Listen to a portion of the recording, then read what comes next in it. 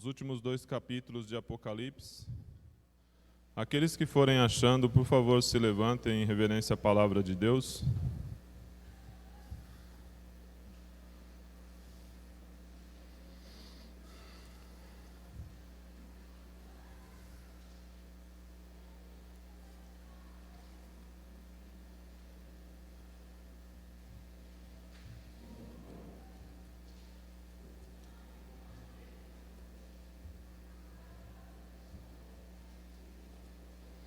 Vamos lá.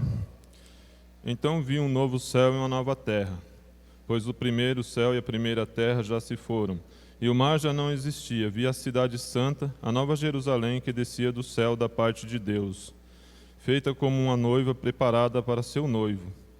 E ouvi uma forte voz que, vinda do trono, dizia: O tabernáculo de Deus entre os homens, pois habitará com ele, eles serão o seu povo, e Deus mesmo estará com eles. Ele lhes enxugará dos olhos toda lágrima, e não haverá mais morte, nem pranto, nem lamento, nem dor, porque as primeiras coisas já passaram.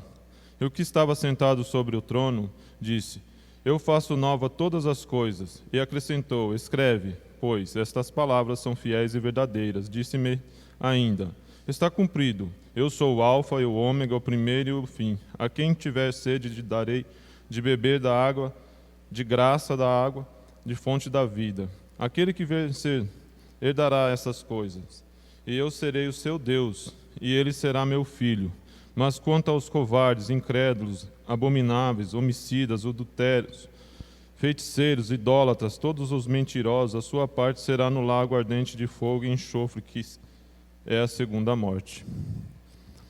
Então, um dos 7 anjos que trazia 7 taças cheias das 7 últimas pragas veio e me falou: Vem, eu te mostrarei a noiva e a esposa do Cordeiro.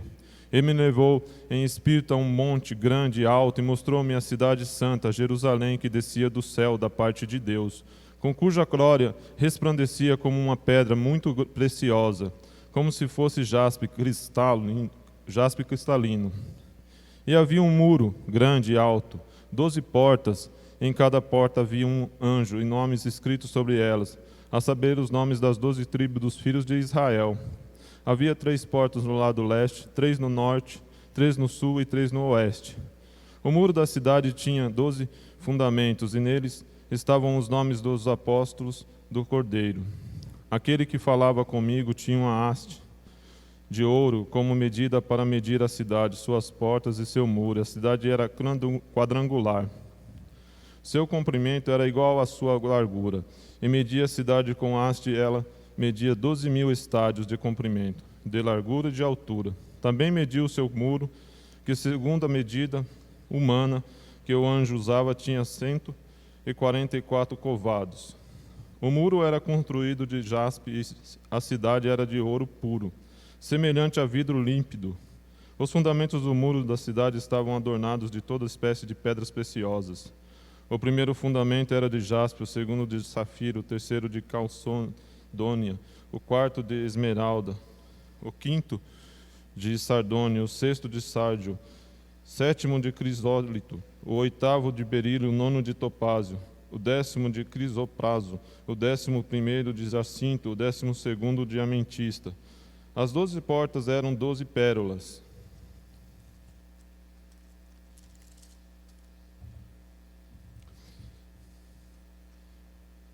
Cada uma das portas eram feitas de uma só pérola, e a praça da cidade era de ouro puro, transparente como vidro. Nela não vi santuário, pois seu santuário é o Senhor, Deus Todo-Poderoso e o Cordeiro. A cidade não necessita nem do sol, nem da lua, para que nela brilhe, pois a glória de Deus a ilumina, e o Cordeiro e as suas lâmpadas. As nações andarão em suas luzes, e os reis da terra lhes serão a sua glória. Suas portas não se fecharão de dia, e ali não haverá noite. Para ela virão a glória e a honra das nações. Nela não entrará coisa alguma impura, nem o que pratica abominação, mentira, mas somente as escrito no livro da vida do Cordeiro. Então o anjo mostrou-me o rio da água da vida, claro como cristal que sai do trono de Deus e do Cordeiro. No meio da praça da cidade, de ambos os lados do rio, estava a árvore da vida, que produz 12 frutos de mês em mês, e as folhas da árvore são para a cura das nações. Ali jamais haverá maldição. Nela terá o trono de Deus e o do Cordeiro, seus servos o servirão. E verão a sua face, e na testa deles estará o seu nome. Não haverá mais noite, nem precisarão de luz de lâmpadas, nem da luz do sol, porque o Senhor Deus o iluminará, e eles reinarão pelos séculos dos séculos. E disse-me: estas palavras são fiéis e verdadeiras. O Senhor, o Deus dos espíritos dos profetas, enviou seu anjo para mostrar a seus servos as coisas que em breve hão de acontecer. Vem em breve. Bem-aventurado aquele que guarda as palavras da profecia deste livro. Eu, João, ouvi e vi todas essas coisas. Quando as vi e ouvi, prostrei-me com os pés dos anjos que as mostrava a mim, para adorá-lo. Mas ele me disse: olha, não façais isso, porque eu sou conservo teu e de teus irmãos, os profetas, e dos que guardam as palavras deste livro. Adora a Deus. Ele me disse ainda: não guardes as palavras das profecias deste livro, porque o tempo está próximo. Quem é injusto, continue na injustiça. Quem é impuro, continue na impureza. Quem é justo, continue praticando a justiça, e quem é santo, continue se santificando. Venho em breve e trago a recompensa com a qual retribuirei a cada um segundo a sua obra. Eu sou o Alfa, o Ômega, o primeiro e o último, o princípio e o fim. Bem-aventurados que lavam suas roupas, para que lembrem que tenham também direito à árvore da vida e possam entrar na cidade pelas portas. Ficarão de fora os cães, os feiticeiros, os adúlteros, os homicidas, os idólatras, todo aquele que ama e pratica a mentira. Eu, Jesus, enviei o meu anjo para vos testemunhar as coisas em favor das igrejas. Eu sou a raiz e a geração de Davi, a resplandecente estrela da manhã. O Espírito e a noiva diz: vem. Quem ouve, diga: vem. Quem tem sede, venha. Quem quiser receber de graça a água da vida, dou testemunho a todo o que ouvir as palavras da profecia.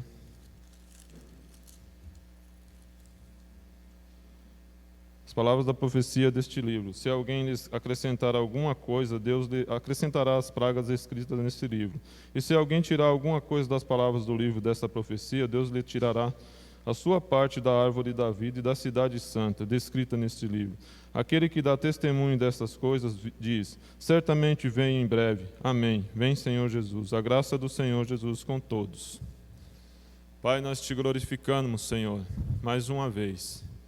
Obrigado por termos liberdade de expressar a Tua palavra, de termos ela nas nossas mãos, Senhor. Sabemos que muitos povos, nações, os seus governantes não dão esses direitos para ela, Senhor. E por isso existem os missionários que levam a Sua palavra da forma que o Senhor nos propõe a fazer, Pai. Obrigado, Senhor. Que sejamos a unidade do Senhor em Cristo Jesus, que possamos usufruir de todas essas bênçãos que o Senhor nos propõe, que o Senhor nos diz, que o Senhor prometeu para nós. Que nosso tesouro maior seja a glória com o Senhor, a vida eterna com o Senhor, podermos usufruir da cidade santa do Senhor, da iluminação do Cordeiro e do Senhor a cada dia, Senhor. Não temos mais dor, não temos mais doenças e podemos estar junto com o Senhor na eternidade, Pai. Sejamos fortes, Senhor, que possamos aguentar e possamos não pecar, Senhor. E se pecarmos, que nós venhamos a ter arrependimento e pedir perdão ao Senhor em nome de Jesus, Pai. Coloco diante de Ti este culto, Senhor, tudo que vamos fazer hoje, para a honra e glória do Teu nome, Senhor. Em nome de Jesus que eu oro, Senhor. Amém.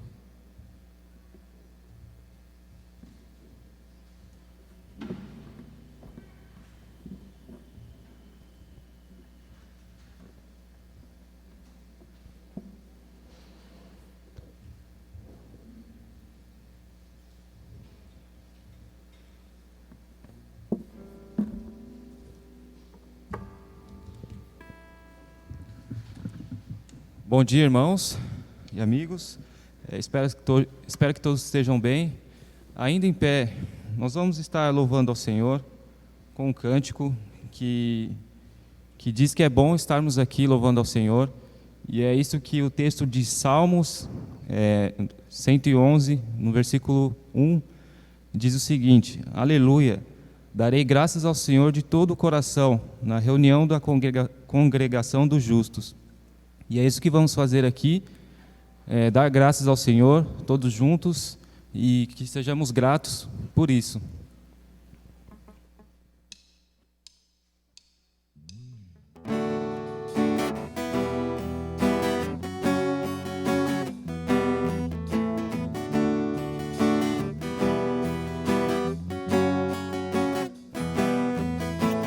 Bom estarmos aqui louvando a Deus, podendo exaltar seu santo nome.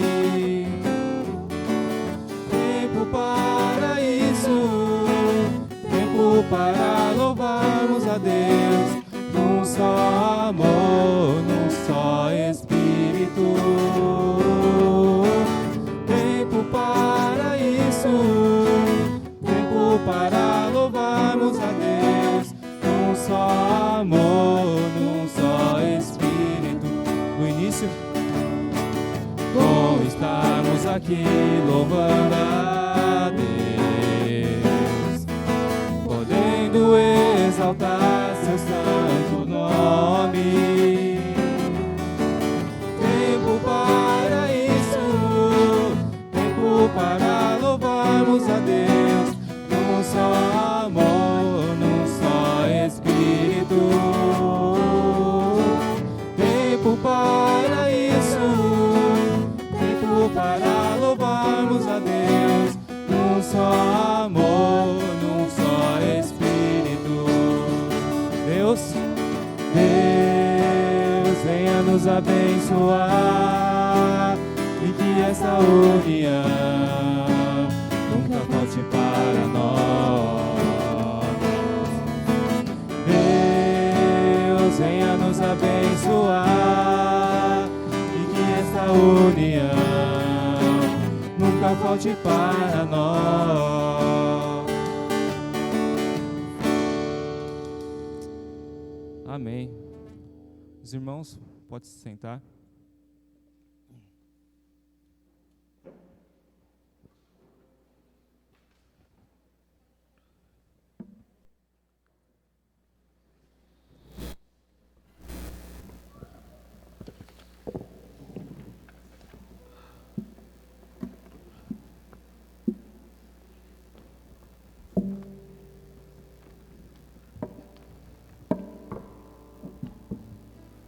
Bom dia a todos.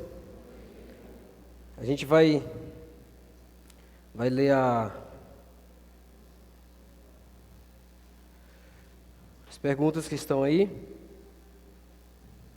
Tá todo mundo com boletim? Tem alguém sem boletim? Tem?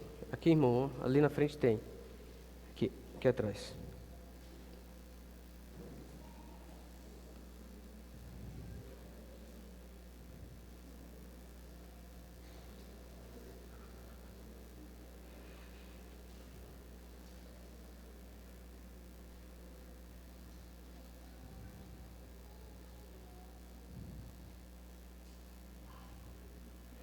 Diz assim a primeira pergunta: assim como todas as pessoas estavam perdidas por meio de Adão, todas elas são salvas por intermédio de Cristo?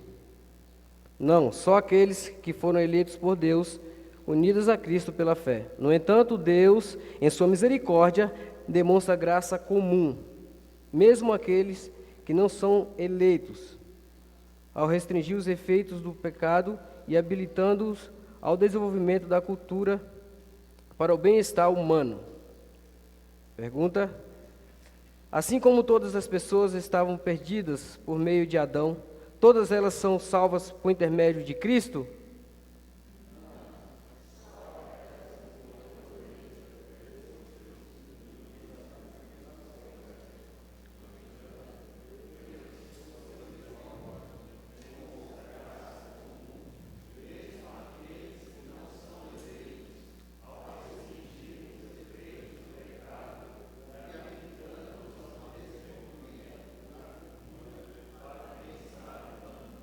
Ok.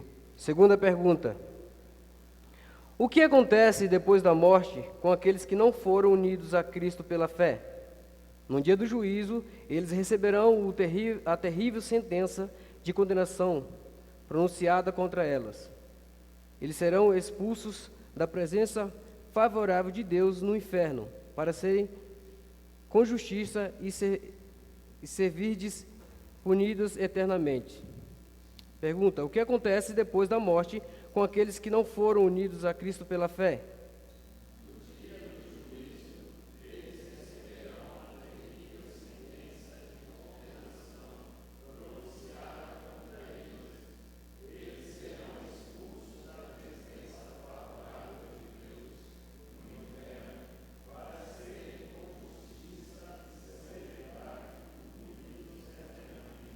Ok, agora pergunta às crianças. Por que Deus fez todas as coisas? Resposta: para a sua própria glória. Por que Deus fez todas as coisas? Amém. Porque dele, por ele e para ele são todas as coisas. Certo? Eu quero chamar aqui os diáconos para me ajudar na ceia. Por favor.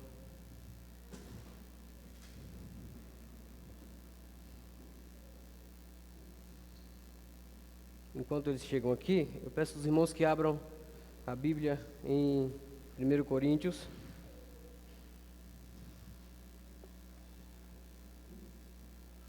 Coríntios 11. Enquanto os irmãos abrem, algumas instruções, quem deve participar da ceia. E ao olhar as Escrituras, a gente percebe que todo aquele que um dia aceitou Jesus Cristo como Senhor e Salvador da sua vida, que confessa Jesus como Senhor da sua vida, deve participar da ceia, como uma profissão de fé, dizendo: eu creio no Senhor Jesus Cristo e por isso vou participar.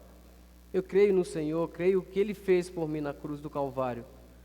Ele morreu em meu lugar e por isso devo lembrar dele, porque a ceia nada mais é que isso também, lembrar-nos da morte do nosso Senhor, o seu sangue derramado na cruz, o seu corpo sendo moído em nosso lugar.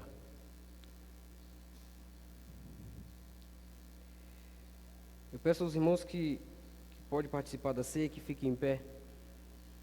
Aqueles que vai participar.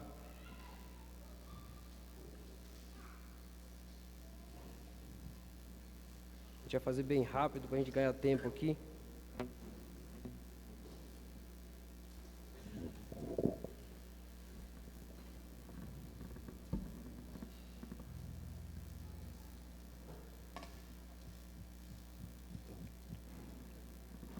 À medida que for acontecendo a música, os irmãos vão estar servindo. Depois a gente vai conversando acerca dos versículos.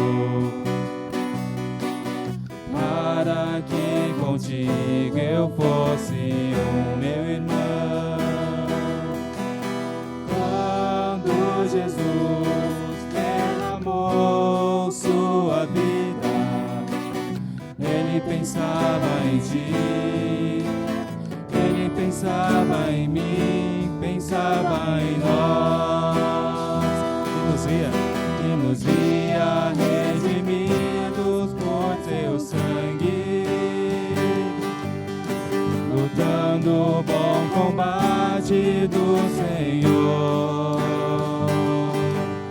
Cada lado trabalhando, sua igreja edificando e rompendo as barreiras pelo amor.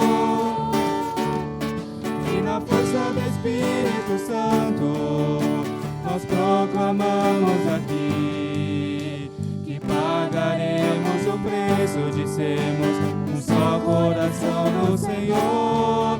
E por mais que as trevas militem e nos tentem separar, com nossos olhos em Cristo, unidos iremos andar. E na força do Espírito Santo, nós proclamamos aqui que pagaremos o preço de sermos um só coração no Senhor. E por mais que as trevas militem e nos tentem separar, com nossos olhos em Cristo, unidos iremos andar. Unidos iremos andar. Unidos iremos andar. Amém. Glória a Deus. Tem alguém que não recebeu o pão ou o cálice? Lá fora todo mundo foi aqui também? Ok. Paulo, quando ele escreve aos Coríntios, ele disse o seguinte lá no versículo 23.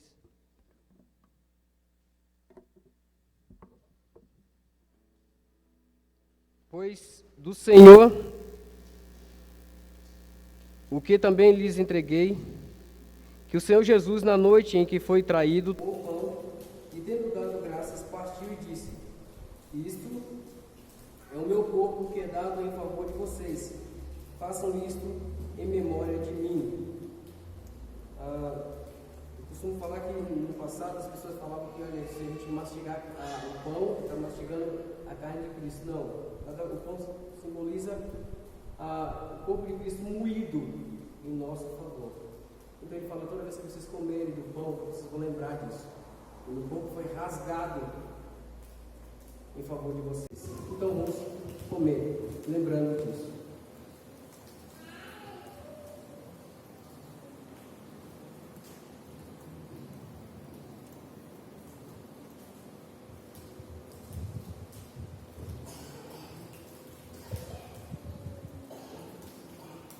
Da mesma forma, versículo 25, depois da ceia ele tomou o cálice e disse: este cálice é a nova aliança no meu sangue. Faço isso sempre que o beberem em memória de mim. Devemos lembrar que Jesus Cristo derramou seu sangue lá na cruz do Calvário. Ele poderia ter desistido e ninguém poderia condená-lo por isso. Ele poderia dizer, não, são todos pecadores condenados ao inferno. Ele poderia ter feito isso e ninguém poderia condená-lo. Mas ele fez isso por amor a mim, por amor a você, por amor a todo aquele que se encontra na condição de pecador. E ele não desistiu por amor a nós. Primeiramente, ele não desistiu porque ele estava cumprindo a ordem do Pai. E depois, por amor a todos nós. Vamos participar desse momento.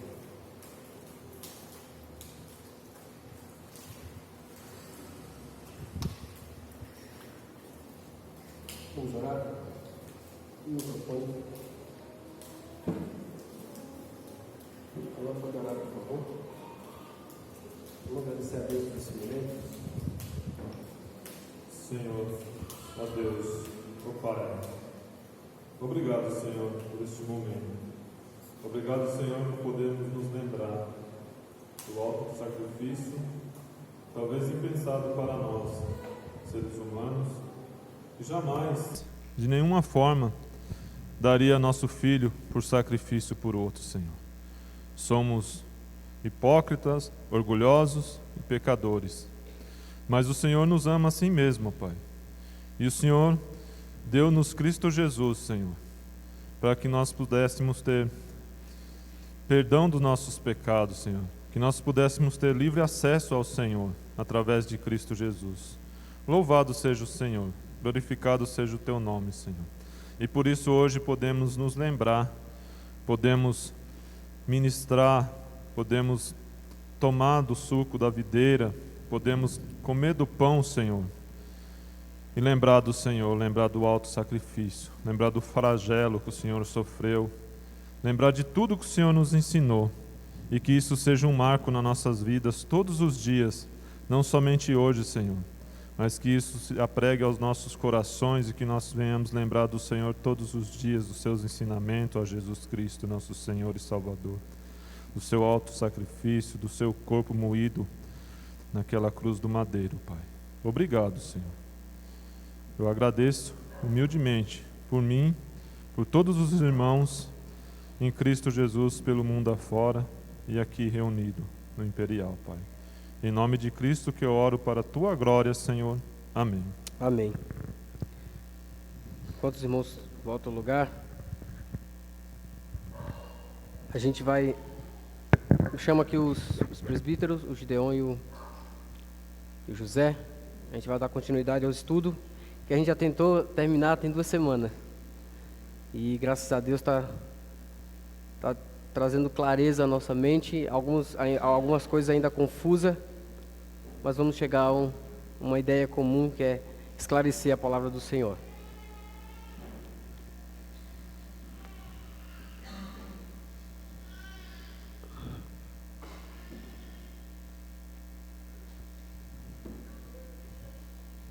Eu gostaria de orar também por esse momento.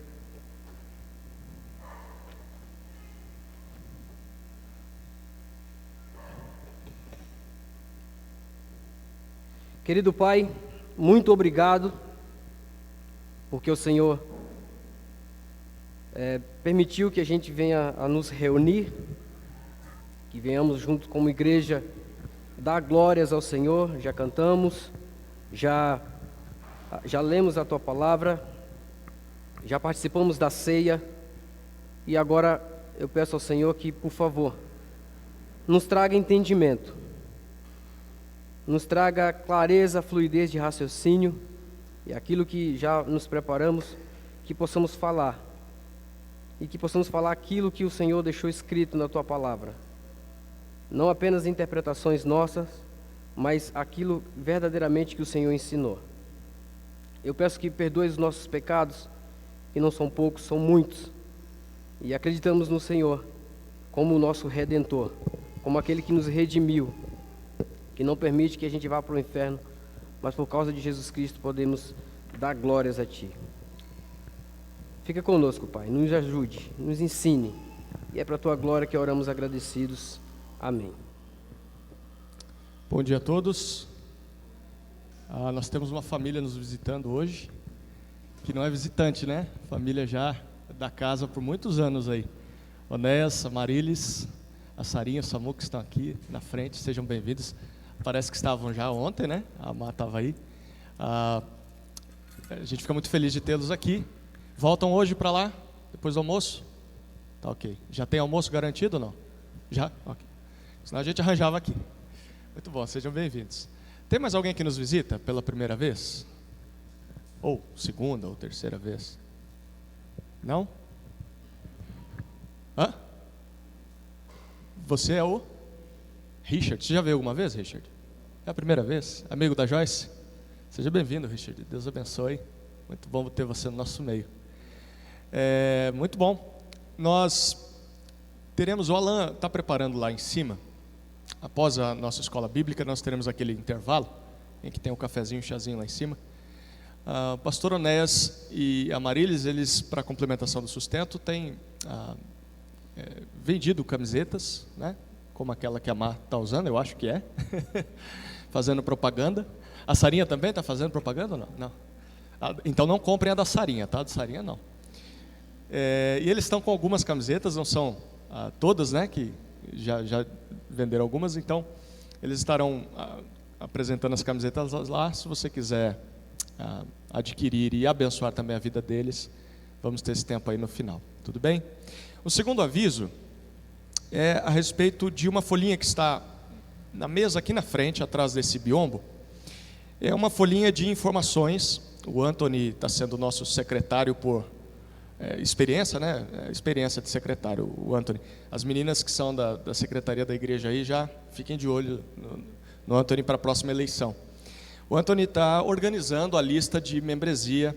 Nós tínhamos vários arquivos em Excel, em Word, um em cada lugar, e nós estamos tentando compilar tudo isso numa só planilha, que fique muito mais fácil o acesso.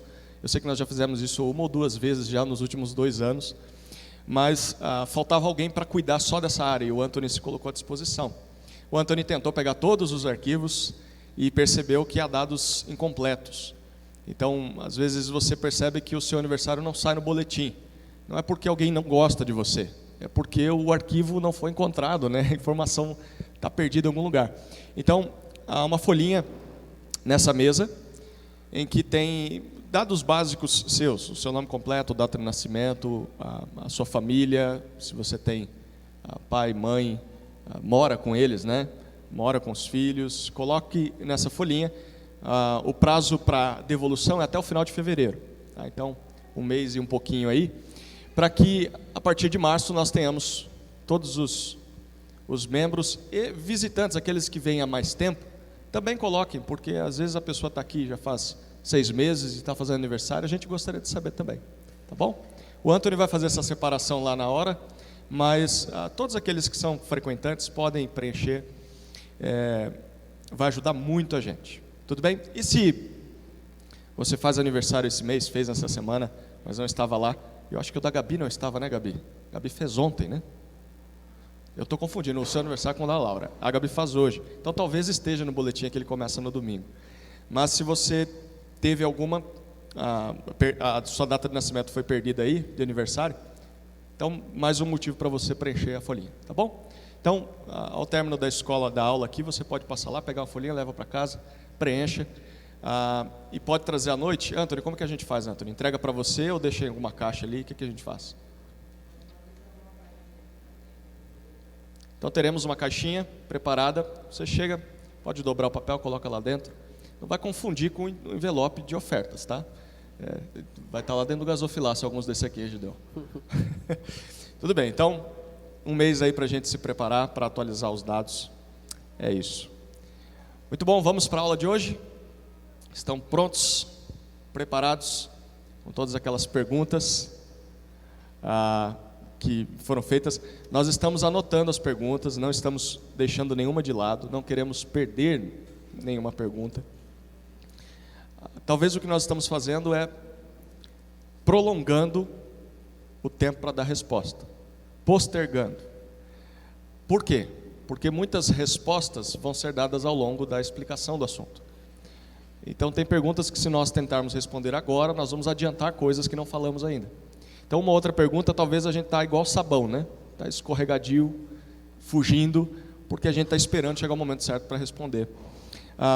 Estamos falando sobre família, e temos já falado sobre isso nas últimas semanas. Hoje nós temos uma missão difícil, queremos conseguir. Dentro de 1 hora nós temos de terminar pelo menos o assunto sobre o que é casamento, sobre a definição que a Bíblia faz de casamento e como ele começa. E nós não vamos recapitular, como temos feito nas últimas aulas, exatamente para poder aproveitar bem o tempo. Tudo bem? Então, se você tem alguma pergunta, pode levantar a mão.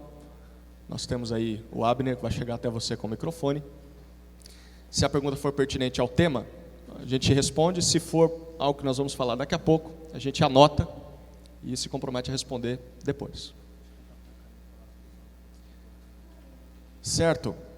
Nós temos em cima da mesa ali na frente também umas tirinhas de papel sem nada. Nós usamos ontem com os jovens e sobraram algumas. Se você tem alguma pergunta, eu acho que a gente vai tentar fazer isso hoje. Se você tem alguma pergunta, às vezes você tem uma pergunta e tem vergonha de falar em público. E às vezes a sua pergunta é um comentário. Enfim, nós queremos ouvir você. Mas para que a gente possa aproveitar pelo menos essa 1 hora de hoje, nós vamos fazer um teste. Você pode levantar e escrever lá no papelzinho a sua pergunta, o seu comentário. Tem caneta também ali na frente. E entregar para o Pedro. O Pedro vai ser o nosso secretário de perguntas, tá, Pedro? Pedro, levanta a mão aí. O Pedro é o que levantou a mão lá. Entrega para o Pedro e fala: Pedro, você pode dobrar, não precisa deixar a pergunta aberta. E ele vai trazer para a gente aqui, a gente vai olhando. Eu acho que a gente vai economizar tempo com isso. A gente lê a pergunta, tá, e tenta responder. Se quiser se identificar, identifica. Se não quiser, não precisa. Tá bom? Tudo bem? Vamos tentar fazer assim?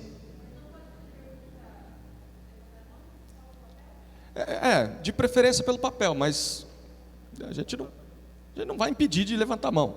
Então, se quiser fazer no microfone, mas pode ser que uma outra pergunta a pessoa tenha constrangimento de fazer, não tem problema. Tá bom? Pode ser levantando a mão também. Tudo bem? Vamos lá então, Sara, pode passar para a gente? Estamos falando sobre o que é família. Pode ir. Pode ir. Pode passar. Pode passar. Chegamos aí. Nós temos falado sobre Deus ter criado o homem para buscar a Deus. Volte dois slides, por favor. Mais um. Deus foi criado diante de Deus, a imagem de Deus, para buscar a Deus. A queda faz com que o homem vá em direção contrária. Ele vai para longe de Deus, cada vez mais. Lá no Éden, quando Deus cria o homem, Ele diz algo: não é bom que o homem esteja só. O homem que foi criado à sua imagem, Ele diz: não é bom que ele esteja assim. Então, próximo slide. Deus então divide esse homem. Ele faz ele cair em sono profundo, final de Gênesis 2. Do seu lado, arranca uma parte, uma costela do homem. Dessa costela ele forma a mulher. E agora então ele complementa aquele homem com a sua metade. E agora a humanidade é composta de 2 pessoas. E agora ele diz: está muito bom. E aí esse casal, casado, nós podemos compreender assim, Deus dá uma missão. E a missão, pode passar, nós vimos em Gênesis 1, 28 e 29, que para que o homem cumpra a missão de ter sido criado à imagem de Deus para buscar a Deus, ele vai cumprir duas tarefas. A primeira é multiplicar filhos sobre a face da terra.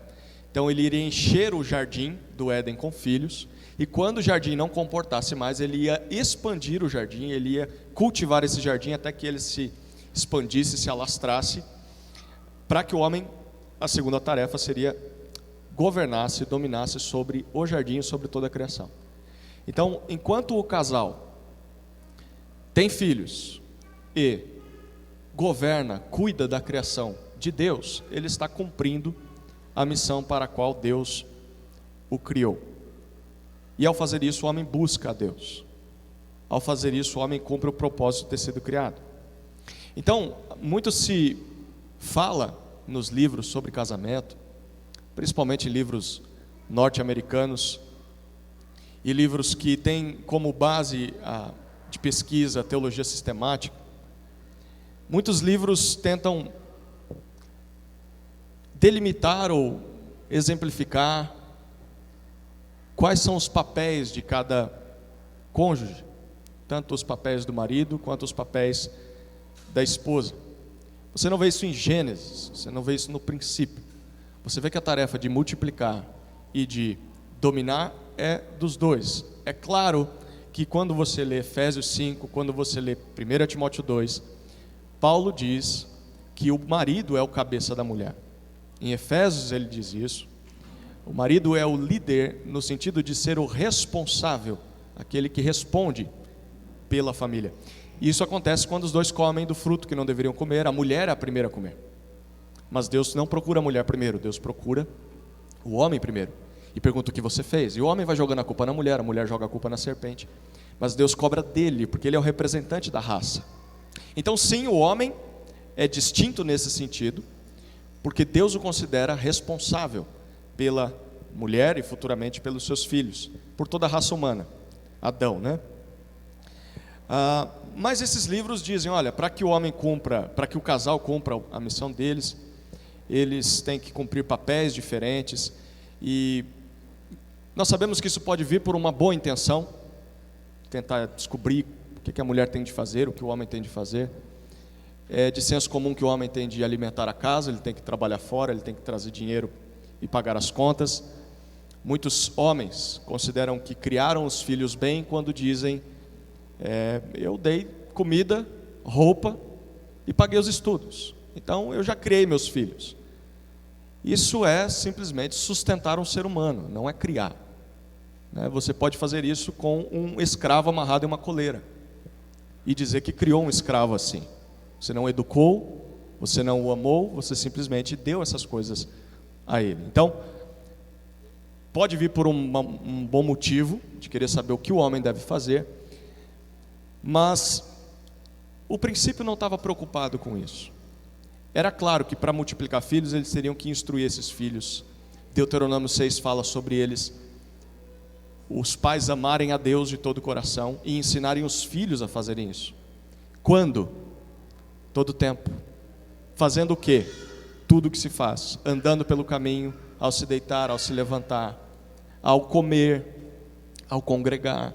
Em todos os momentos, os dois pais são responsáveis por isso. Eu falei do homem, que muitas vezes considera que o seu papel é só a provisão e não o amor, o pastoreio do lar. Por outro lado, também, essa categoria ou categorização dos papéis de cada um faz com que a mulher interprete: bom, então o meu papel é lavar louça, o papel é lavar roupa, é varrer chão, é trocar fraldas. E sim, é tarefa da mulher, mas muitas vezes o homem olha para isso e diz: mas é só você então, não há ajuda em casa. Conheço pais que sequer trocaram uma fralda de seus vários filhos, por entenderem que não é o papel deles fazer isso.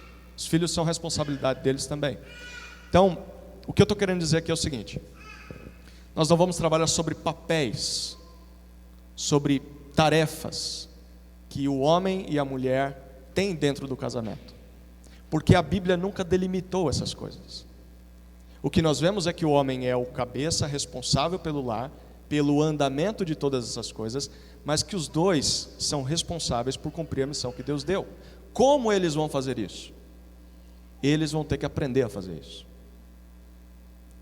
Só lá no Novo Testamento, quando já havia uma desordem gigantesca, nós sabemos disso, o homem já tinha se desviado muito dos ideais de Deus. Nós tínhamos uma sociedade que já não conseguia compreender mais os princípios de Deus. E Paulo dá uma outra orientação, mas ele não é exaustivo. Então, o que nós vemos no princípio é que para se relacionar com Deus em adoração, o formato planejado pelo Criador é que os dois estejam envolvidos na multiplicação e no governo. Como eles farão isso? Eles vão ter que aprender a fazer isso, olhando para os princípios da palavra de Deus. Lembra, nenhum casal depois da queda é aprovado, nenhuma família é aprovada. Nós respeitamos muito autores, teólogos, pastores, da nossa época até. Nós conhecemos vários que nos ensinaram desde que éramos pequenos.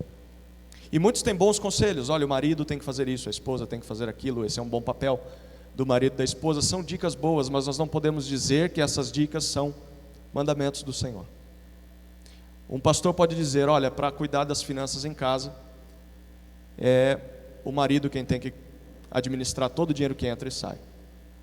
Ele deu um conselho, talvez funcione assim na casa dele. O outro pode dizer: não, quem tem que administrar é a mulher, e lá em casa é a mulher que administra. Quem que está certo?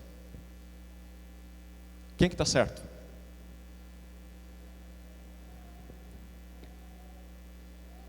Os dois estão dizendo coisas totalmente contrárias. Um diz que é o homem, o outro diz que é a mulher. Eles estão dando conselhos, funciona para eles, mas eles estão cuidando das finanças juntos? Se sim, estão buscando o que é certo. Então, nós precisamos observar isso. No princípio, Deus dá liberdade para que o casal cumpra essa missão. Tem de cumprir a missão, mas a liberdade de como farão isso, sem quebrar a palavra dele. Certo? Perguntas ou comentários dentro disso? Claro também que se tiver algum papelzinho aí sobre esse tema, ainda não? Tá bom. Espera chegar o microfone, Gi.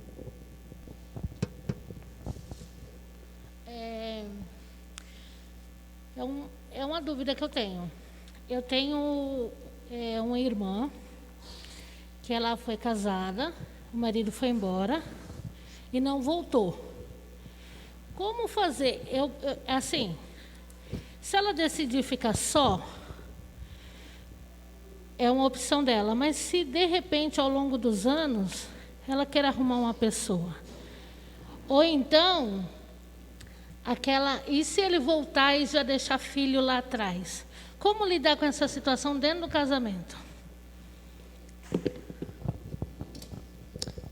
Muito boa pergunta. Só que nós vamos não respondê-la ainda. Ainda não. Porque ela precisa ser respondida, pensada à luz, primeiro, do que é o casamento. Quando ele começa, né? Esse assunto tem a ver com divórcio e tem a ver com o cumprimento desse papel que Deus deu ao casal. Então, nós vamos chegar lá, tá? Esse tipo de pergunta vai tentar ser respondida à medida que a gente for avançando, tá bom? Só para adiantar, talvez, outras perguntas, nós vamos falar sobre... hoje, a formação do casamento, quando ele começa. Com isso, nós atingimos união estável, se ela é ou não é casamento, sobre o papel que o Estado nos dá, que o cartório nos dá, dizendo que estamos casados, quando é que o casamento acontece. Dois solteiros que se juntam e simplesmente não estabelecem uma união estável, não fazem nenhuma festa, mas estão morando juntos, estão casados ou não estão? Hoje a gente vai tentar responder esse tipo de pergunta. Então, eu acho que a gente vai se delimitar a esse tema hoje, mas se você tiver pergunta como a da Gi, pode fazer, que a gente está tomando nota, e uma hora ou outra a gente vai responder esse tipo de pergunta. Tá bom? Mais alguma pergunta? Vamos lá? Ok. A gente vai partir para a ideia do... Como que o casamento ele começa, quais são os processos que tem que serem feitos. Eu vou fazer um comentário e os irmãos vão entender o que a gente quer falar aqui. Eu lembro que há um tempo as pessoas elas iam na casa do pai, da mãe, e o rapaz, quando ele conhecia uma esposa, ele queria seguir os passos corretos. Ele ia na casa do pai e da mãe e pedia para o pai, para a mãe, se ele podia casar ou namorar, no caso, com a moça lá, a filha deles. Mas o tempo foi passando e aí essas coisas foram se perdendo. E as pessoas simplesmente fugiam, roubavam a filha, ia para casa. E ia embora. Falou, olha, eu gosto de você, eu acho que seus pais não vão aceitar, mas fugia, ia embora. Se mandava no mundo, roubava a filha do pai, que o pai cuidou com todo carinho, com todo amor, e a pessoa foi lá e roubou. Mas quando a gente olha para o livro de Gênesis, lá 3, no versículo 24, peço aos irmãos que abram aí, por favor. E aqui a gente já aprende o primeiro passo para que o casamento aconteça aí.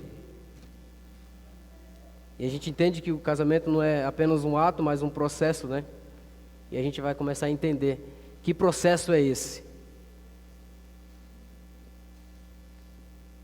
Aí Gênesis 3, 24 diz o seguinte. 2, né? 2, 24. Desculpa aí.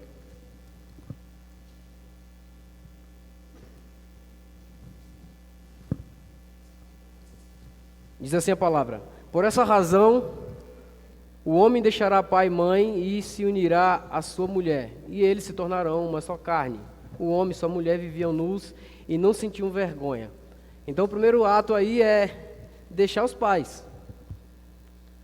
O filho ele tem que entrar na ideia de preparação toda, depois a gente vai ver isso. E quando ele estiver apto a sair de casa, ele só vai deixar a casa para casar.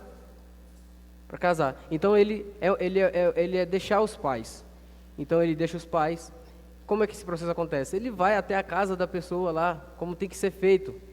e pede, por favor, eu posso namorar com sua filha, ou cortejar, que era assim que falava antigamente, né? Posso fazer cortejo à sua filha? E aí o pai e a mãe vai avaliar o caso ali e vai falar se sim ou não. E aí é onde começa. Então ele vai até lá, tem que ter um resgate, ele tem que ir lá e buscar. Ele tem que ir lá e buscar a sua amada. E depois casar-se com ela. E a gente vê esse processo, deixará o homem, seu pai, a sua mãe, e se unirá à sua esposa. Então é o primeiro ato aí que tem que acontecer, deixar os pais. Isso, o que nós estamos dizendo é que o casamento não é um ato só, o casamento não é um acontecimento isolado, o casamento é um processo. E esse processo é composto por pelo menos 3 atos. Então, o casamento não é um ato só em si. O casamento é um processo de 3 atos.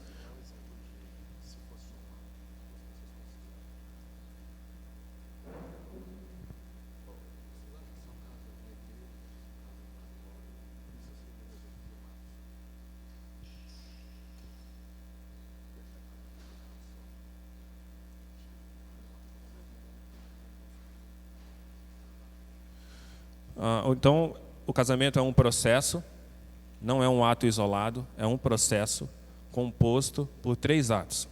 O primeiro ato é deixar pai e mãe e encontrar essa esposa, é o que está lá no Gênesis 2:28, 2:24. Por isso o homem deixará pai e mãe e se unirá à sua mulher. Onde é que está essa mulher?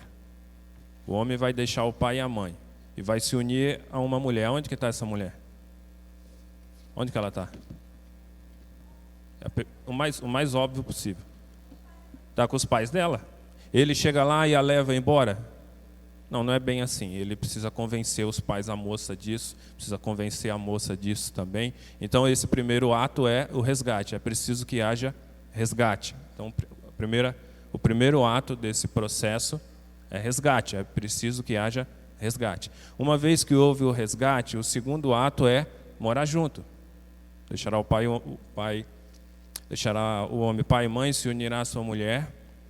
Esse se unir é o morar junto. Eles precisam estarem juntos, se relacionarem como uma família. Então, depois que o homem resgatou a esposa dos pais, da família, então ele conquistou o direito, ele ganhou o direito de morar junto com aquela mulher, de se relacionar com aquela mulher como uma família. Então, o primeiro ato desse processo, que é o casamento, é o resgate.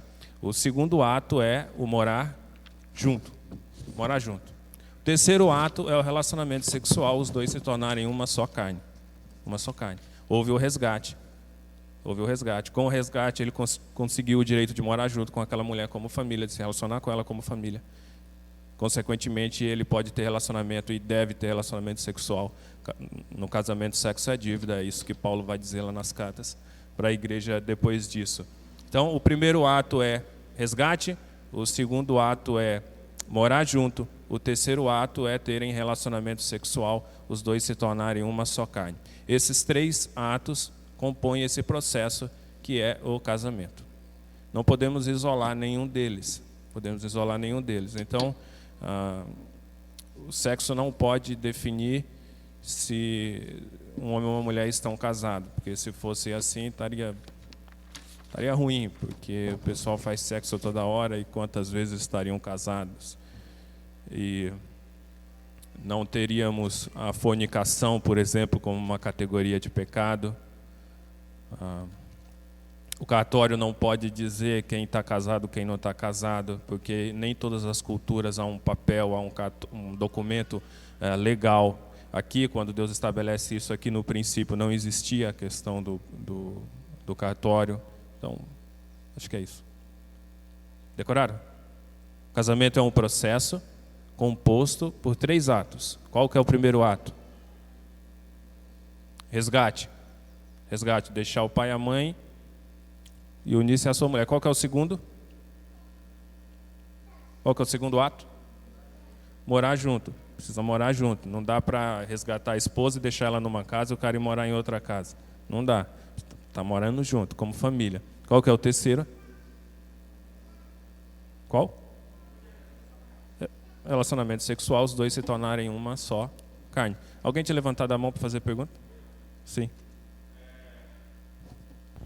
Nós vemos que o casamento, naquela época, acontecia assim. Quando que entrou, foi implantado o casamento civil no Brasil. Quando que foi implantado o casamento civil no Brasil? Não faço a menor ideia. Eu não faço a menor ideia. O irmão está falando da formalização disso no cartório. Realmente não sei. Realmente não sei. Alguém sabe quando que se passou a ter esse documento formal aqui no Brasil? Eu acho que desde... 1800 e qualquer coisa. 1800 e pouco. Em 1800 e pouco foi implantado o casamento civilmente no Brasil. Será que nessa época, como que os crentes viviam? 1890. Está aqui. Google ajudou. Ah, o Google. Os crentes casados viviam como crentes casados. Os crentes casados viviam como crentes casados. Não, ele vivia assim, como você acabou de falar. Sim. Resgatar a moça da casa dos pais e viver uma vida a dois. Sim. Aí era casado. Sim. No caso, como aconteceu com Adão e Eva. Sim. E por que que hoje tem tanta burocracia que se a pessoa não for casada no civil, documentado, ele não é considerado um homem casado? Bom, a gente tem um monte de questões legais, questões de herança, questões de partilha de bens, etc. e tal. Então, o casamento civil, como é falado, ainda é importante, ainda tem algum valor, mas não... O casamento civil hoje é só segurança de bens. Apesar de que hoje, se um jovem resgata uma moça e vai viver junto com ela, passou de 6 meses, ela tem o mesmo direito de um casado civilmente. Sim, sim. Nós não estamos dizendo que não é para ninguém mais casar no civil. A formalização disso no civil ainda é importante na nossa cultura para muitas questões. Para muitas questões isso ainda é importante. Mas não define o que é casamento. Não define o que é casamento. O que define casamento são esses 3 atos nessa sequência, são esse processo. Deixar o pai e a mãe, resgatar uma esposa, conquistar esse direito de morar com essa esposa e ter relacionamento sexual com ela, os dois se tornarem uma só carne. O casamento é esse processo composto por esses 3 atos. Então, o civil, ele tem o seu papel legal, e é importante que façamos isso, mas não para dizer se alguém está ou não está casado. Não para dizer se alguém está ou não está casado. Só um parênteses. Como o Gideão falou, algumas culturas no mundo não têm esse papel, né? Essa cultura de ter um papel ratificando o casamento. Só que no país a gente tem, no nosso país a gente tem. E a palavra de Deus também é bem certa quando diz que a gente tem que obedecer às leis dos homens. Então a gente tem que obedecer esse ato também.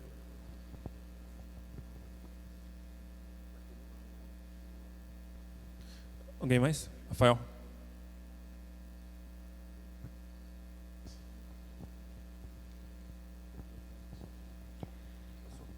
Só trazendo um esclarecimento pequeno, mas pessoal.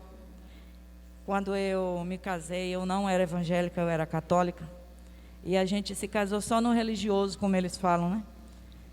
E para a gente não ficar com essa mente que o casamento civil serve apenas para ter participação nos bens, e esses bens bens materiais. Não é somente isso, porque quando eu tive minha primeira filha, que eu fui registrar, eu só conseguia registrar ela com o meu nome e o nome do meu esposo, se eu tivesse o casamento civil.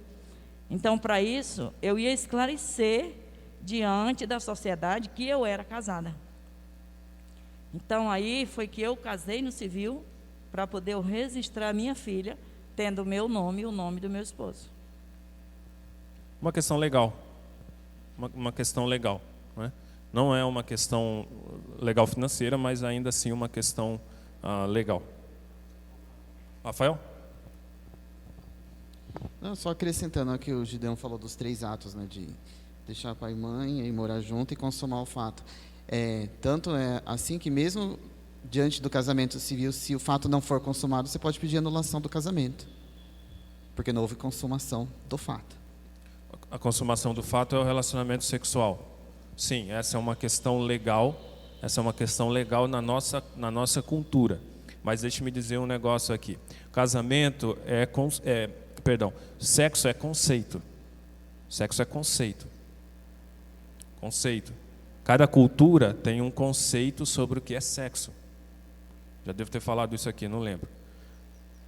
Na Argentina, os homens se beijam no rosto, isso é absolutamente natural para eles.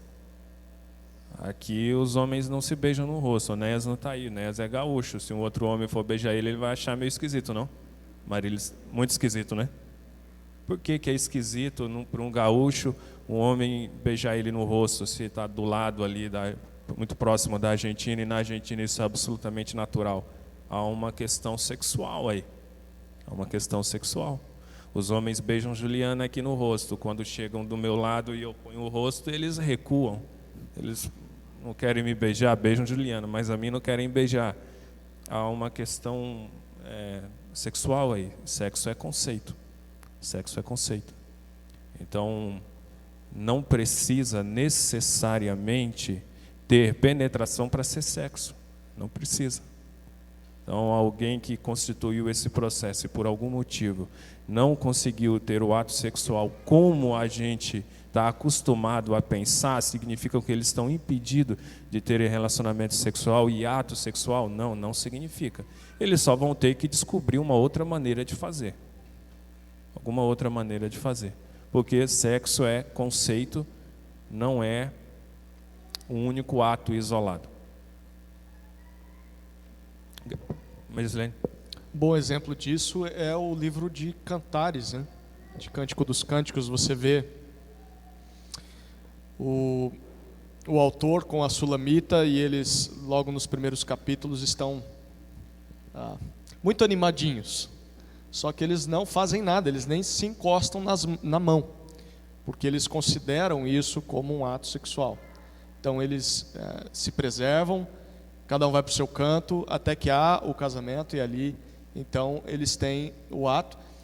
E esse ato é bem vívido ali. Se você ler o livro de Cantares, numa versão mais parafraseada, talvez a nova tradução na linguagem de hoje, é um livro censurado para algumas crianças, porque você vai ver carícias de um casal e não necessariamente como a gente entende que o sexo é só isso. Eles estão se beijando, eles se acariciam, e isso é o ato sexual. Eles já estão praticando isso, uma vez que já estão casados.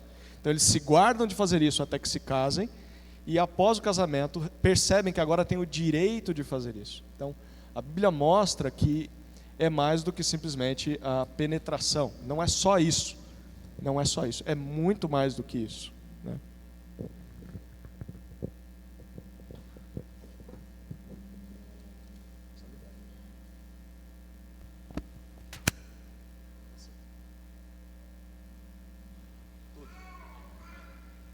Alô? É interessante isso que vocês estão fazendo, porque eu sempre quis que todas as igrejas fizessem isso. E até os pais fizessem isso. Porque quando eu conheci o Tessinho foi lá e pediu para o meu pai e para a minha mãe, eles deixaram. Aí ficamos noivos. Aí nesse período aconteceu alguma situação, vamos morar juntos. Então quer dizer, já pulou uma fase. E aí depois de 2 anos e meio que a gente estava morando junto, o Tessinho se converteu e o pastor falou para ele, para você se batizar tem que casar. Porque ele falou que morava junto. E aí ele falou, Gi, tem que se casar. Aí veio o problema para a vida do Tessinho. Porque eu queria casar de verdade. Aí o pastor falou, não pode, porque vocês já moram juntos. Você deveria ter esperado não ter morado junto. Então, por muito tempo, eu fiquei assim com a tristeza. Hoje não. Hoje eu entendo que foi permissão de Deus. Porque eu queria casar de véu, grinalda, trocar aliança, isso e aquilo, e eu não tive isso. As irmãs fez um culto, eu entrei com meu pai, mas foi um culto. Não podia vestir branco, não podia colocar nada no cabelo, não teve troca de aliança, que o pastor não permitiu. E aí eu falo hoje para os meus filhos, olha só o que a mãe passou, vocês não precisam disso. Se vocês andar direitinho e por cada etapa, vocês vão ter o que o Senhor preparou para cada um de nós. Então, aí é tanto que o Tessinho fala, Gi, eu não vou mais em casamento com você. Porque toda vez que eu vou, eu quero casar, eu quero ter um álbum. Eu não tenho um álbum. Então, eu entendo que isso foi da minha desobediência e gerou isso. Então, é como a irmã Rosa falou, quando ela foi registrar a Meire. Quando eu morava com o Tessinho, que eu chegava num lugar, eles perguntavam, o que você é, solteira, casada? Aí eles vieram com a conversa que eu era amancebada. Nossa, quando falou, eu falei, não, eu não sou amancebada, eu sou casada. Não, você não é casada, você é amancebada. Então, esse título que o mundo fala, assim, constrange a gente. Porque na minha cabeça eu era casada de verdade, o Tessinho também. Mas o pecado gera tantas situações difíceis para a gente que nos envergonha. O pecado traz vergonha das nossas atitudes. Então, hoje eu falo para o Zé e para a Joyce, olha, faça tudo direitinho, olha, o que Deus faz é bom, honra seus pais, honra a pessoa que está com você, porque vale a pena. Então, tem coisas que eu gostaria de ter que eu não tenho, por causa do pecado. O que nós estamos dizendo aqui é que você estava casado. Você estava casado. O que não tinha era a cerimônia. O que não teve foi uma cerimônia. O que não teve foi uma celebração. Mas eu fiquei 2 anos e meio, né? Morando junto. Casada? Não. Casada. O que nós estamos dizendo aqui é que é casada, porque houve resgate, houve o direito de morar junto, houve o relacionamento sexual. Casada. Não tinha um papel para formalizar isso. Não tinha uma cerimônia, uma celebração para festejar isso, não teve, mas que estavam casados. Alguém mais levantou a mão? Érica? Então, um casal de namorado, se fosse obedecer assim, evangélicos, não poderiam se beijar nem se beijar como se beija? É pecado, entendeu? Se é um ato sexual, não deveria? Qualquer regulamentação que a gente der, qualquer regulamento que a gente der sobre namoro aqui, vai ser legalista. Qualquer um. Se eu disser que pode beijar, é uma orientação legalista. Se eu disser que não pode, também é uma orientação legalista. Porque a Bíblia não regula. A Bíblia não regula esse tipo de coisa. A Bíblia diz sobre fornicação. A Bíblia diz sobre fornicação. Qualquer relacionamento sexual ilícito. Qualquer namoro é um relacionamento sexual. Qualquer namoro, a não ser o homossexual, que são dois. Homossexual são dois sexos iguais. Se é um homem ou uma mulher, é um relacionamento sexual. Sexo masculino e sexo feminino. Todo namoro há um ato sexual. Sexo é conceito. Sexo é conceito. O rapaz pode abraçar uma moça diferente do jeito que ele abraça a mãe dele. E aquilo ali pode ser diferente para a moça, pode ser diferente para ele. Há um ato sexual? Pode ser que sim. Pode ser que sim, porque sexo é conceito.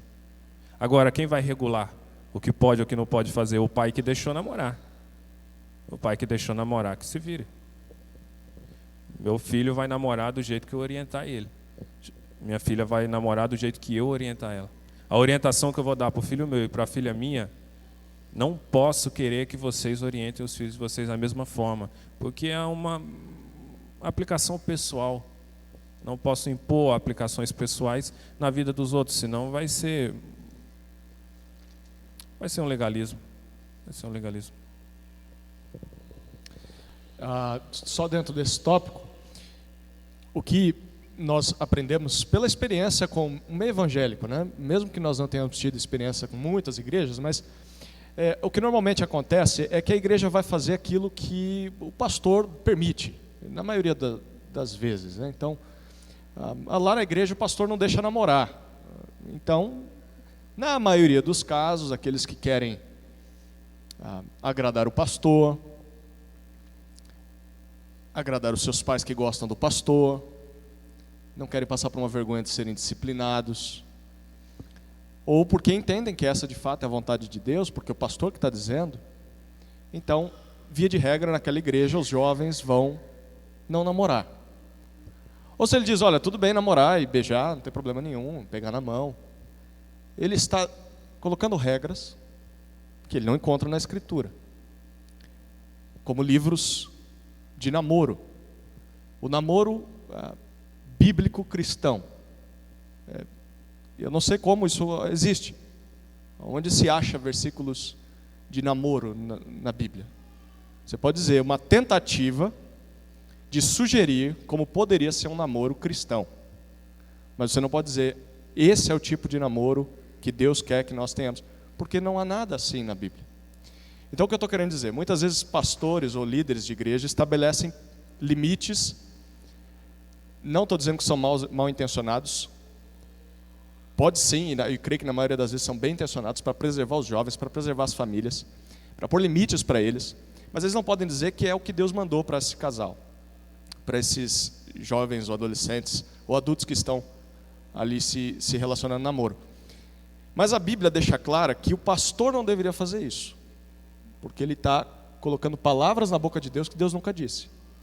Mas, quando você olha para o papel dos pais na vida dos filhos, textos como, por exemplo, Colossenses 3, Paulo diz, filhos, obedecei em tudo a vossos pais, pois isto porque isso é agradável ao Senhor.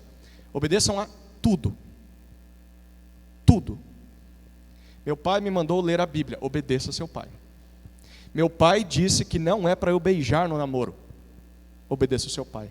Deus deu ao seu pai e à sua mãe. Eu vou usar um termo aqui, vamos ver se eu consigo me explicar. O direito de serem legalistas sobre a sua vida. Eles têm esse direito de colocarem leis sobre a sua vida. E você tem a obrigação de se submeter, a menos que eles mandem você pecar.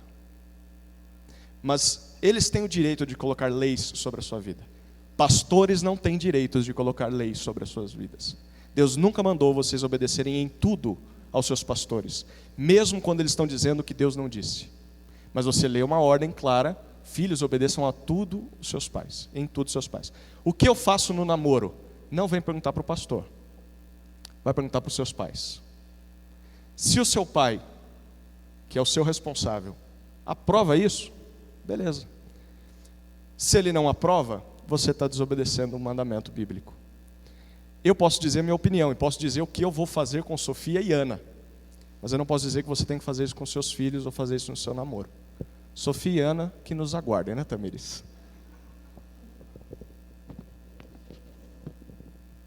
Ô Gideon, eu acho que essa questão aí está relativa à cultura. Aqui no Brasil, como você tinha acabado de permitir o homem beijar no rosto de um homem, para a gente é estranho, certo? Assim como também na parte de namoro, como tem culturas aí, que o homem ele só vai poder conhecer o rosto da esposa dele só depois do casamento. Então isso é muito relacionado à cultura, especificamente. Exatamente. O namoro. Casamento não. O casamento independe da cultura. O casamento Deus estabeleceu dessa forma. Então, o casamento não é algo que a cultura vai dizer como é e como deve ser. Nem a igreja, porque o casamento não é algo da igreja. O casamento é algo que Deus estabeleceu para todos. Para toda a raça humana. Não é algo só para crente. Então houve o resgate, que é o que ele deixou regulado aqui no princípio. Houve o resgate, houve o direito de morar junto, houve o relacionamento sexual. Os 3 atos que compõem o processo aconteceram. Estão casados. Estão casados. Isso precisa ficar muito claro. Isso precisa ficar muito claro. Porque daqui a pouco alguém vai dizer assim, eu estou com meu marido há 10 anos, mas nós não somos casados. Bom, como assim não é casado? Vocês são casados? Sim.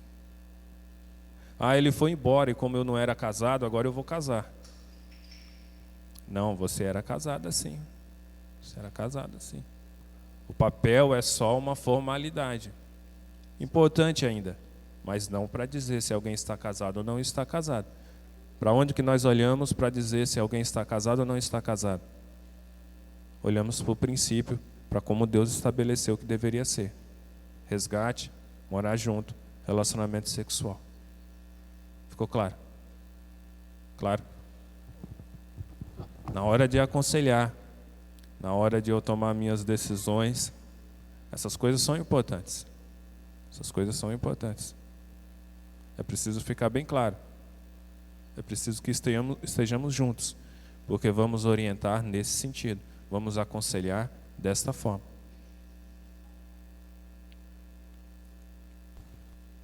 Ok.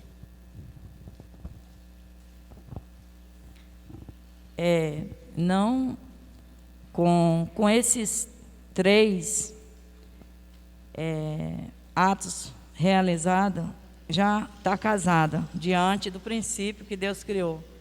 Não abolindo a legalização da justiça que criou o casamento civil, para que daqui em diante alguém não compreenda só metade do ensinamento e já não queira levar a moça para morar junto, porque eu já pedi, como a irmã Gia acabou de explicar, eu já pedi para os pais, eles já me deram. Para mim me casar agora é só levar para casa, morar junto e ter a relação sexual, e eu já estou casado. Para que isso não aconteça, precisa ter um cuidado para deixar bem claro que as leis que foram criadas têm que ser obedecidas. Sim, as leis precisam ser obedecidas, mas não é o nosso Código Civil que vai dizer se alguém está casado ou não está casado. Nós olhamos para o que Deus disse, nós olhamos para a Escritura para dizer se alguém está casado ou não está casado. O Código Civil é o Código Civil, nós não nos pautamos pelo Código Civil. O sujeito pediu para o pai, para a mãe, a moça consentiu, os pais consentiram, a tia, o avô, a avó, qualquer que seja a situação da pessoa. Houve um consentimento, houve um resgate. Eles vão morar junto. Eles vão ter relacionamento sexual. Eles estão, sim, casados. Eles estão, sim, casados. Nós vamos dizer, olha, você não precisa mais fazer o casamento civil. Não estamos dizendo isso. É importante que se faça essa formalidade. É uma questão civil. É importante cumprir as leis. Mas a lei civil não diz como devemos viver diante de Deus. E o casamento é algo que Deus estabeleceu. Então, alguém que cumpriu esses 3 atos desse processo está casado. Está casado. É importante que ele formalize isso. É importante que ele formalize. Mas não para dizer se ele está ou não está casado. Ele já está casado. Oi, só fazer um comentário aqui.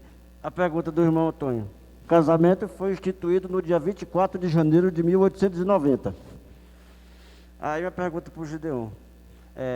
Então, quando o rapaz e a moça se unem com permissão dos pais, lógico, eles já estão casados. E na igreja, como é que fica? Eu não entendi a pergunta. Então, qual a posição da igreja diante desse casal que se uniu porque os pais permitiram? O pai permitiu, então eles já estão casados. Vão morar juntos e já estão casados. E qual a posição da igreja? Nós reconhecemos que eles estão casados. Sim, então eles podem ser membros da igreja normalmente porque eles estão casados. É isso? Qualquer casal pode ser membro da igreja se professar a fé em Jesus Cristo. Sem levar em consideração o casamento civil, sem levar em consideração nada do papel. É importante que ele obedeça às leis civis do país. mas não para dizer que ele está ou não está casado. Não, tudo bem. Nós vamos aceitá-lo aqui. A dúvida era só essa, só para saber se a igreja tem alguma restrição em receber aquele casal, porque eles não são casados no civil, eles só são juntos, né? Não tem problema nenhum. Nós vamos receber esse casal aqui. Isso não vai ser um impeditivo para que ele se torne membro aqui. Mas nós vamos orientar que ele cumpra a lei do país e que ele formalize esse casamento. Nós vamos orientá-lo que ele formalize esse casamento. Mas isso não é um impeditivo para que ele seja membro. Porque ele já está casado. Já está casado. Mais alguém?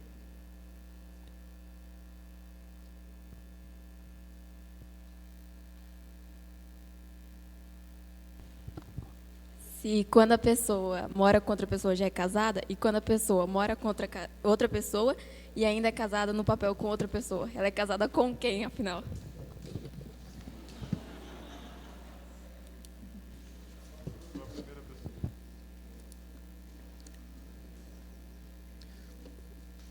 Essa era uma pergunta que a gente esperava responder lá no final. Mas Juliana está me conectando em casa. Ela fala assim: você não responde nada, você não responde nada. O pessoal pergunta, você não responde. Até em casa estou sendo conectado. Não só aqui direto. Repete, eu vou tentar.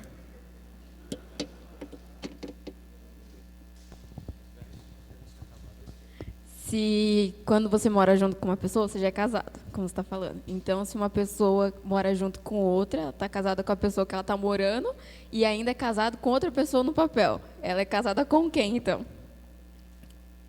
Ela é casada... Ela é casada com uma pessoa no papel e mora com outra pessoa. Então, se ela mora com outra pessoa, ela está casada com duas pessoas? Casamento... Nós temos que acabar 10h30, só para lembrar, viu? Então, você tem 5 minutos para responder. Ok. Se ele abandonou o casamento, abandonou a missão, e ele resgatou uma outra mulher, e está morando junto com uma outra mulher, e está vivendo sexualmente com essa outra mulher, ele está casado com essa outra mulher. Ele está casado com essa outra mulher. Ele tem uma formalidade, um contrato legal com a primeira esposa. E não tem um contrato civil legal com a segunda esposa. Um contrato civil, legal, uma formalidade. Mas ele foi casado com aquela com quem ele tinha um contrato civil, legal. E agora ele está casado com outra. Ele só não tem uma formalidade civil, um contrato, um registro legal. Mas ele está casado com outra mulher. Está casado. Simples assim. A gente pode desenrolar isso mais para o final, senão o José falou que eu tenho que ter 5 minutos. Mas, casamento é isso. Resgate. Morar junto, ter relacionamento sexual. Eu larguei minha esposa. Resgatei uma outra. Estou morando com outra. Estou tendo relacionamento sexual com outra. Bom, casamento. Casamento.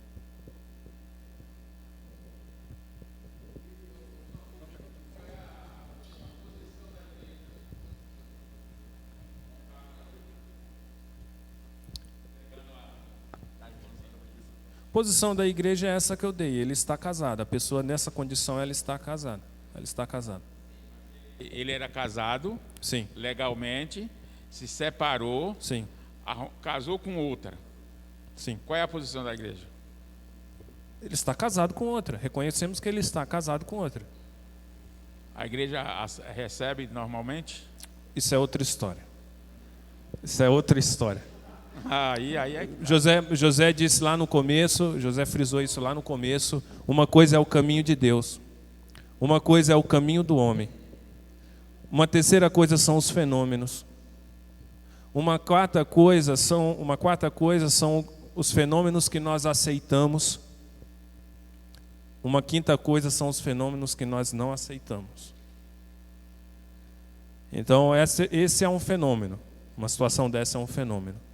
Nós vamos encará-lo como um fenômeno e vamos olhar para ele à luz do princípio. E à luz do princípio nós decidimos se aceitamos esse fenômeno ou não aceitamos esse fenômeno. O namoro, por exemplo, como falamos antes, é um fenômeno. É um fenômeno que nós aceitamos porque é da nossa cultura. Mas se o pai deixar o filho dele namorar com outro, o filho homem namorar com outro menino homem, nós não vamos aceitar esse fenômeno. Não vamos aceitar isso, porque isso confronta claramente um decreto de Deus. Então, o namoro é um fenômeno que a Bíblia não regula e que nós aceitamos, desde que ele não afronte claramente um decreto de Deus. Um namoro homossexual afronta claramente um decreto de Deus, não aceitamos isso. Esse que foi citado é um fenômeno, e nós olhamos para ele à luz do princípio, e à luz do princípio nós julgamos se podemos aceitar ou não podemos aceitar. Mas é um caso difícil. José? Não podemos negar que houve os 3 atos.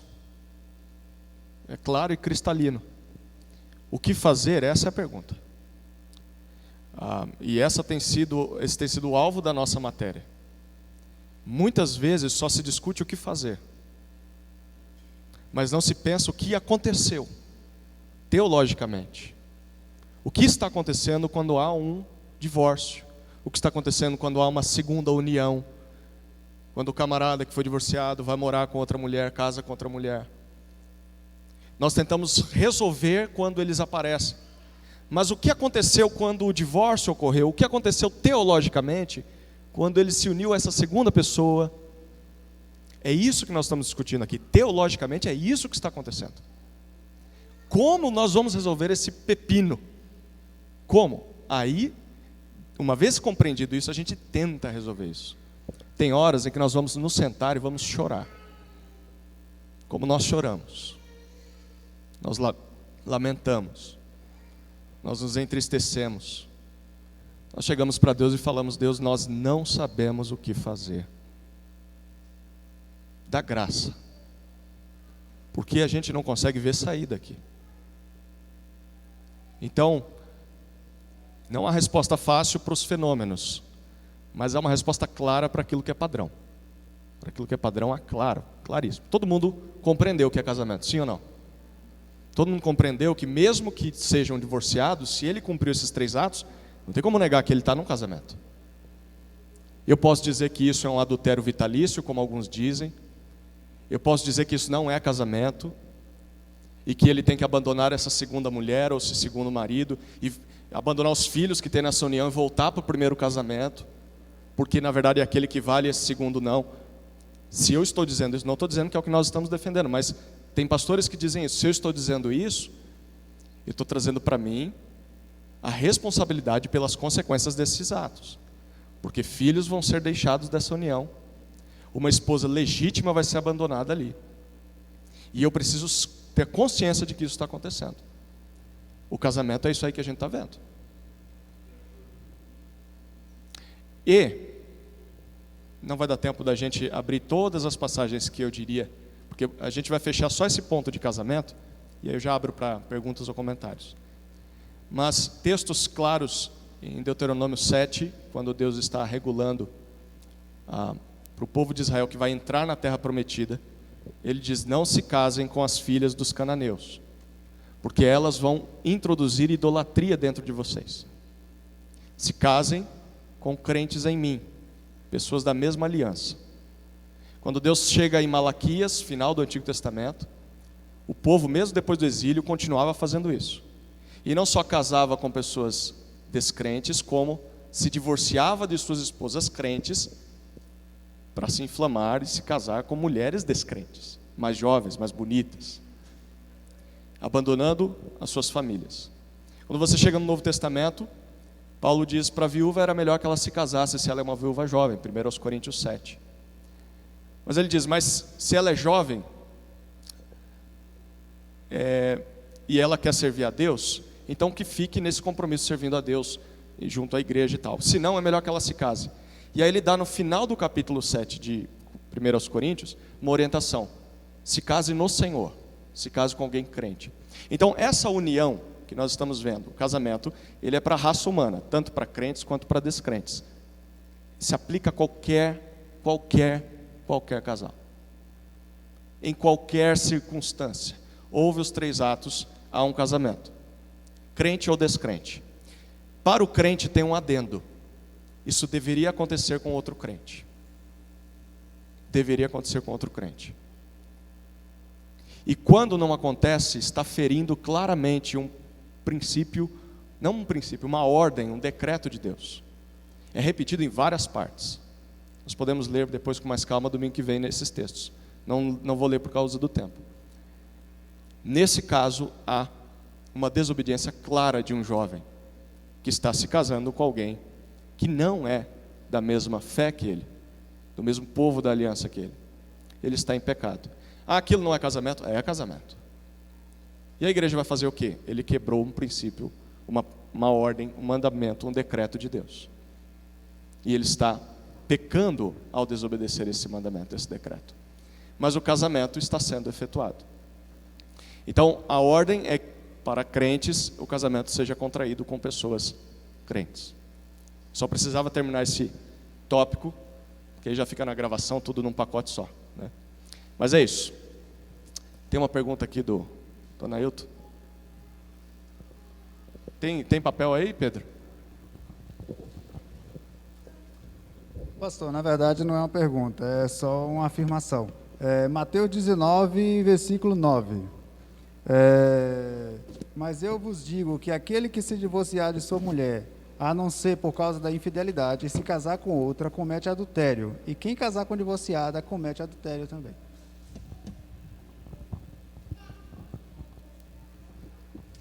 É um ótimo texto. Vamos ter que passar por ele em algum momento também. Mas como ele não fez uma pergunta, isso fica o tempo oportuno. Tem alguma pergunta no papel? Ok. Alguém quer fazer uma última pergunta? Um comentário? Discordar também pode. Dou-lhe uma.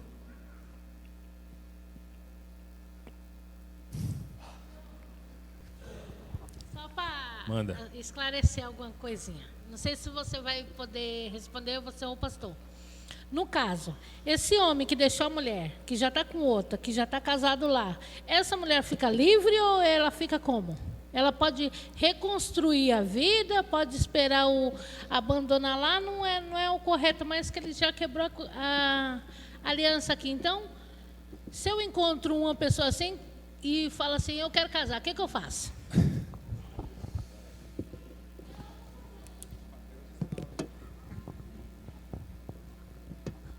Uma pausa tchecoslováquia. Bom, a gente precisa terminar o conteúdo para responder essa pergunta. Difícil falar assim, difícil responder assim. Qualquer resposta que eu der agora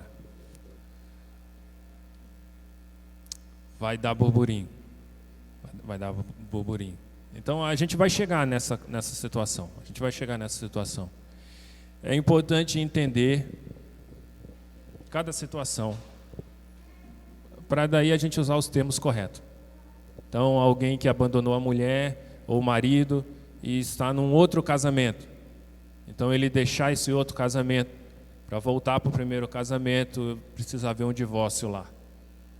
É isso que precisa haver, um divórcio. Qual que é a situação dessa pessoa que foi deixada para trás do primeiro casamento? A situação dela é divorciada. Deus odeia o divórcio. Não importa se ela foi largada, não foi largada, se ela contribuiu, não contribuiu, a situação é divorciada. Essa é uma situação. O segundo casamento é uma outra situação. Como fazer? Bom, o ideal de Deus já ficou para trás. O ideal de Deus já ficou para trás. Mas ninguém está condenado a viver sentenciado ao sofrimento do pecado a vida toda. As misericórdias do Senhor se renovam toda manhã. A graça de Deus é derramada todos os dias sobre os justos, sobre os injustos. É possível se viver feliz no caminho de Deus, mesmo em qualquer uma dessas circunstâncias. É possível. Nós vamos chegar lá e nós vamos dar uma resposta objetiva. A pergunta foi objetiva, nós vamos dar uma pergunta objetiva. Não vai ser hoje, senão a gente não termina. Legal? Podemos orar? Se sobrou pergunta para ser feita, então domingo que vem a gente vai estar aqui de novo para tentar responder mais alguma. Deus, nosso Pai bendito, obrigado por essa manhã tão bela. Obrigado pela oportunidade, mais uma vez, que o Senhor nos deu de nos debruçarmos sobre a Tua Palavra e buscarmos compreender a vontade do Senhor para as nossas vidas. Obrigado pela liberdade que temos de aplicar a palavra do Senhor sem nenhum impeditivo legal, sem nenhuma perseguição oficial. Eu te suplico que o Senhor encha o nosso coração de amor pelo Senhor, pela vontade do Senhor, mas enche também o nosso coração de amor pelos nossos irmãos, pelas situações que enfrentamos, pelas circunstâncias de vida que passamos. Que o Senhor renove em cada coração a alegria da tua salvação. Dá-nos um domingo inteiramente de paz, consagrado ao Senhor. Assim eu oro em nome de Cristo e para a tua glória. Amém.